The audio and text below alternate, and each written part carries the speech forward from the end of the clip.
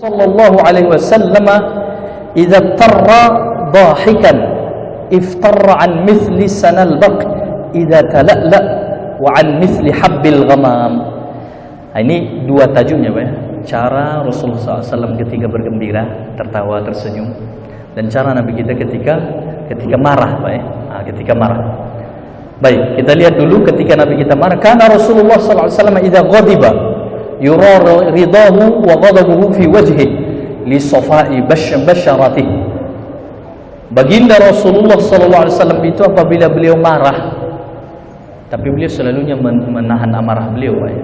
Baginda Nabi SAW di hadis disebutkan man kaffa ghadabah, siapa yang menahan amarahnya, kaffallahu anhu azabahu yaumil qiyamah, Allah akan menahan azabnya di hari kiamat kepada orang tersebut. Jadi selalunya Nabi kita itu marah pun beliau tidak diluaskan Pak ya, kecuali dalam persoalan yang haram dirobek, dan Nabi SAW mengetahui itu. Tapi kalau misalkan dalam hal-hal kepribadian, baginda Nabi SAW tidak pernah marah Pak ya.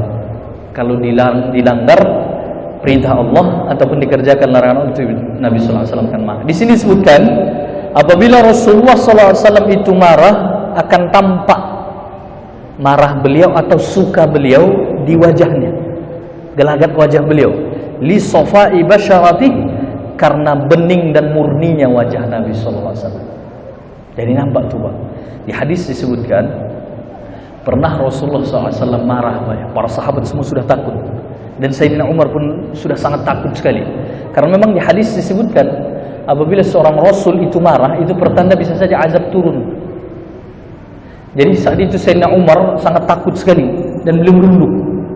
Para sahabat pun sangat takut sekali. Jadi datanglah Sayyidina Ali, karena beliau tahu Rasulullah adalah mertua Sayyidina Ali. Sayyidina Ali mengajak Fatimah, istri Sayyidina Ali atau putri Nabi kita, supaya datang dekat kepada Nabi. Kalau sudah datang Fatimah radhiyallahu anha, Nabi sallallahu alaihi wasallam akan kembali seperti semula Pak.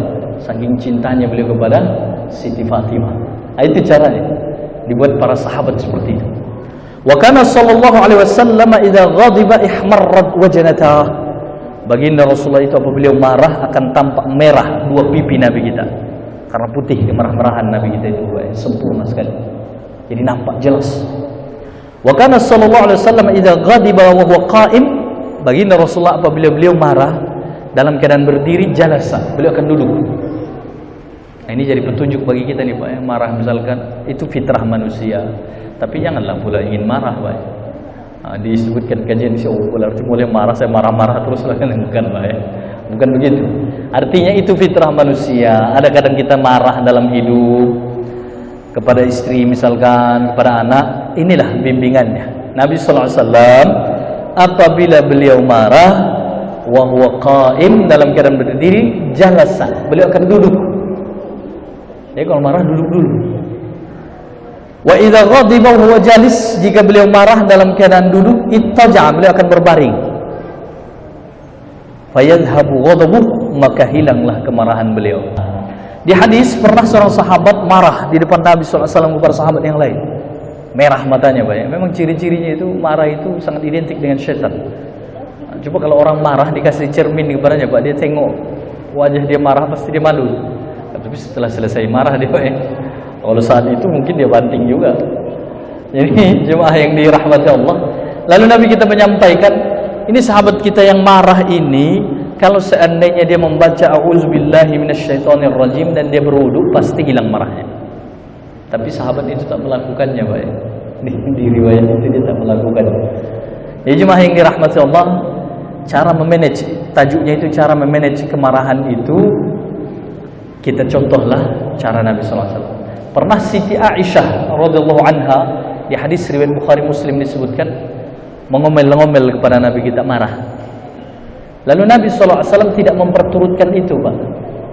Nabi disebutkan di riwayat itu dengan tangan kiri beliau menarik hidung Siti Aisyah, lalu beliau pergi, dan beliau tidak berkomentar. Pernah Siti Aisyah juga marah karena Ummu Salamah kalau saya tak salah memberikan hidangan juga makanan kepada para sahabat. Lalu Siti Aisyah menyenggol makanan itu Pak, jatuh dan pecah. Di riwayat itu disebutkan. Lalu Nabi SAW melihat itu, gharat ummukum. Nabi hanya mengatakan itu saja. Cemburu ibu kalian, biarkan sajalah. Lalu Nabi mengambil memungut itu, Pak ya. Bayangkan manusia paling mulia, Rasul paling mulia. Beliau memungutnya sendiri dan pecah itu. Nanti Aisyah ganti itu. Itu piringnya milik Ummu Salamah. Subhanallah. Nah, itulah baginda Rasulullah SAW. Baik.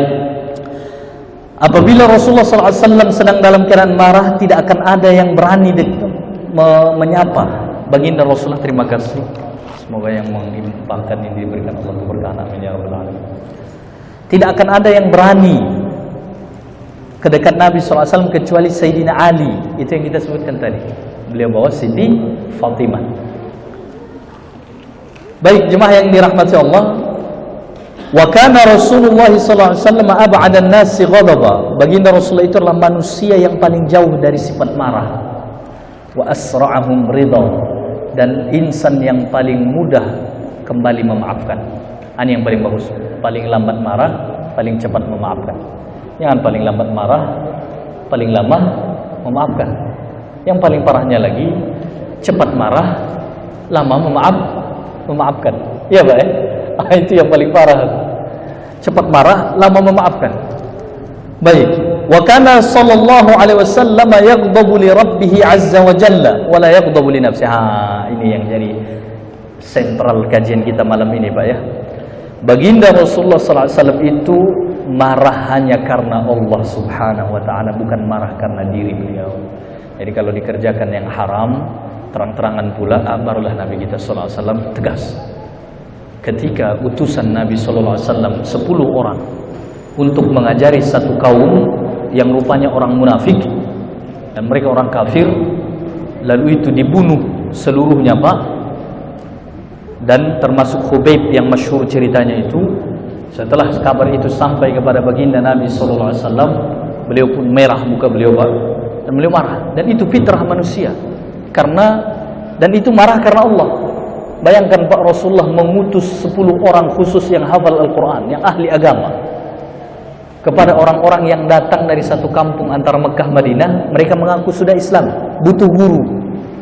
Dikirim Nabi kita, tiba-tiba di perjalanan dibunuh semuanya, Pak. Lalu Nabi SAW mendengar kabar itu, langsung disiapkan pasukan dan untuk menyisir itu, Pak. Jadi kalau ada orang Eropa mengatakan pernah Rasulullah itu berperang tanpa ada ultimatum. Ultimatum itu bahasanya, Pak, biasanya Nabi SAW dalam sejarah disebutkan setiap peperangan fisabilillah itu ada, pasti beliau akan menyampaikan dakwah. Silakanlah wahai umat manusia kita, Pak. Selalunya orang-orang kafir akan melawan dan mereka akan ingin menyakiti Nabi kita dan menggempur Madinah. Tidak ada perang Nabi SAW itu karena invasi. Invasi itu apa, Pak? Menjajah. Seperti Eropa dahulu. Ini baru-baru ini Belanda meminta maaf ke Indonesia, Pak. Pemerintah Belanda resmi meminta maaf kepada Indonesia karena kekejaman Belanda dulu 360 tahun, Pak. Itu invasi namanya itu, Pak. Itu penjajahan. Tetapi kalau di Islam tidak ada penjajahan, tidak ingin menguasai, mengajak orang ke jalan Allah dengan lembut dan tidak menyakiti orang yang beda agama. Tidak ada dalam Islam kekerasan kepada orang beda agama. Kalau dikatakan oleh sebagian orang Eropa misalkan, Pak, pernah itu terjadi, Islam Rasulullah itu pernah berperang tanpa ada ultimatum terlebih dahulu. Itu orang tersebut tidak membaca sejarah dengan sempurna, Pak ya. Sejarahnya sebenarnya yang tadi itu.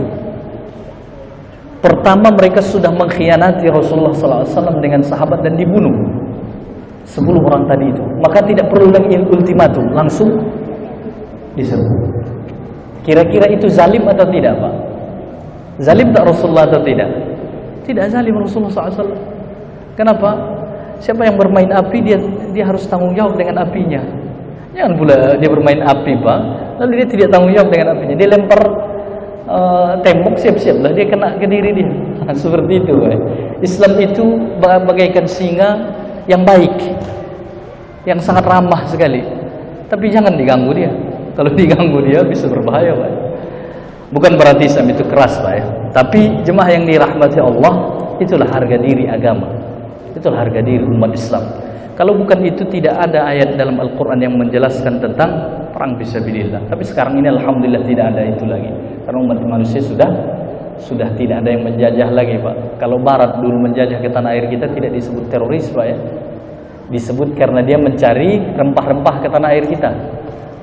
Iya betul, Pak. Nah, padahal itu sebenarnya memang sekarang Belanda sendiri mengakui mereka dulu melakukan kekerasan berlebihan, kejahatan perang, kejahatan militer ke negara kita. Tapi kalau ada umat Islam nanti yang menyimpang, ada umat Islam yang menyimpang, kena getahnya semua, Pak. Betul kan? Padahal itu orang yang menyimpang, Islam tak begitu. Kena getah.